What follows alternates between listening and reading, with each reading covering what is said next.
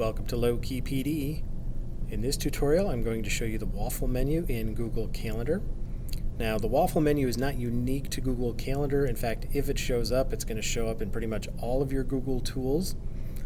So it should show up in Gmail, Docs, Sheets, whatever. So it's this little menu right here. And you'll notice when you hover over it, it says Google Apps. And if I click on the waffle, I have quick access to a bunch of different Google apps. Right, and that includes some other ones, Photos, Cloud Search, Sites, a bunch of other ones, and then some domain ones, Classroom, Cloud Print, Hapara.